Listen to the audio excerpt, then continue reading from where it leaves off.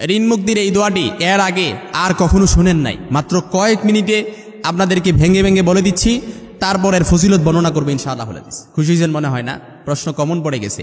আল্লাহ রাসূল সাল্লাল্লাহু আলাইহি সাল্লামের হাদিস, 10 বছরের খাদেম বিশ্বনবীর সাইয়েদানা আনাস রাদিয়াল্লাহু তাআলা আনহু থেকে বর্ণিত, বুখারীতে হাদিসটি এসেছে 1059 নয় 1059 নম্বর হাদিস। রাসূল সাল্লাল্লাহু আলাইহি সাল্লাম বলেন, কেউ যদি এই দোয়াটি পড়তে পারে, আপনি মাত্র 21 দিন আমল করেন, এই দোয়াটি রাসূল সাল্লাল্লাহু আলাইহি সাল্লাম যে হাদিসটি বলে দিয়েছেন, এই দোয়াটি আপনি পড়েন। আল্লাহ রাসূল সাল্লাল্লাহু আলাইহি সাল্লাম বলেন, আল্লাহর ওপর তাওয়াক্কুল করে যদি আপনি এই দোয়াটি পড়তে পারেন, আল্লাহ তাআলা আপনার পক্ষ থেকে ঋণ মুক্তির ব্যবস্থা করে দিবেন ইনশাআল্লাহুল আজিজ। আল্লাহর ওপর ওয়াকিল করে এই দোয়াটি পড়েন। আমরা তো সবাই একটা দোয়া পারি, আল্লাহুম্মা কফিনি বিহালালিকা আন হারামিক ওয়াগনিনি বিফদলিকা আম্মান সিওয়াক, এই দোয়াটা পারি। কিন্তু এই দোয়াটা ছাড়াও রাসূল সাল্লাল্লাহু আলাইহি সাল্লাম আরেকটি দোয়া শিক্ষা দিয়েছেন। ওই দোয়াটি তো মুসনাদ আহমদের বর্ণনা এসেছে, কিন্তু এই দোয়াটি বুখারীতে হাদিস এসেছে। সুবহানাল্লাহ পড়বেন না? বুখারীতে হাদিস এসেছে এই দোয়াটি। এজন্য আমরা এই দোয়াটি শিক্ষা নিব ইনশাআল্লাহ। মাত্র কয়েক মিনিটে আমি আপনাদেরকে দোয়াটি শিক্ষা দিচ্ছি, একেবারে ভেঙে ভেঙে বলে দিচ্ছি। আপনারা একটু আমার দিক অ্যাটাচমেন্ট বাড়ান। আল্লাহ রাসূল সাল্লাল্লাহু আলাইহি সাল্লামের হাদিস আমি বলে দিচ্ছি, আল্লাহুম্মা ইন্নী আউযু বিকা মিনাল হাম্মি ওয়াল হুজনি ওয়াল আজজি ওয়াল কাসলি ওয়াল বুখলি ওয়া দালাঈদ দাইরি ওয়া গালাবাতির রিজাল। আবার দিকে আবার বাড়ান, যারা পারেন আমার সাথে একটু ঠোঁট মিলান, পরবর্তীতে শিখে নেবেন ইনশাআল্লাহ। আমি বলছি, আল্লাহুম্মা ইন্নী আউযু বিকা, এটা তো পরিচিত শব্দ, সকলেই বাড়ি। মিনাল হাম্মি ওয়াল হুজনি, আবার বলেন ওয়াল হুজনি ওয়াল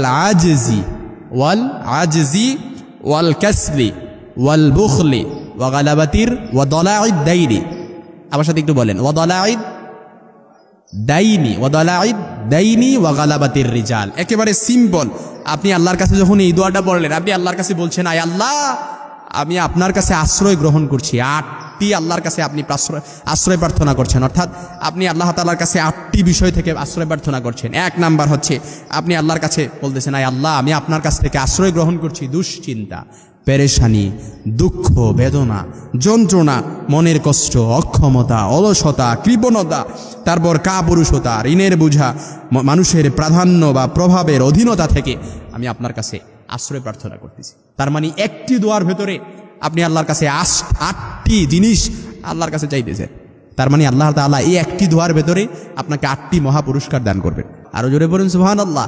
8টি মহা পুরস্কার আল্লাহ তাআলা আপনাকে দান করবেন এই একটি দোয়ার ভেতরে। আপনি দৈনিক কম পক্ষে 100 বার যদি এই দোয়াটি পড়তে পারেন, 21 দিন আপনি আমল করেন, আমি বলে দিচ্ছি 21 দিন আমল করার কারণে, আল্লাহর ওপর ওয়াকিল আর তাওয়াক্কুল করে ইত্তেবা করে আপনি যদি আমলটি করতে পারেন, ইনশাআল্লাহুল আজিজ, আল্লাহ তাআলা 21 দিনের ভেতরে আল্লাহর পক্ষ থেকে, আল্লাহ তাআলা আপনার পক্ষ থেকে আল্লাহ তাআলা ঋণ মুক্তির ব্যবস্থা করে দেবে ইনশাআল্লাহুল আজিজ।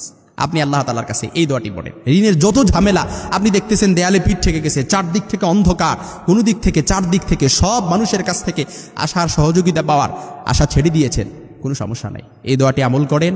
দৈনিক কতবার পড়বেন? 100 বার। কতবার?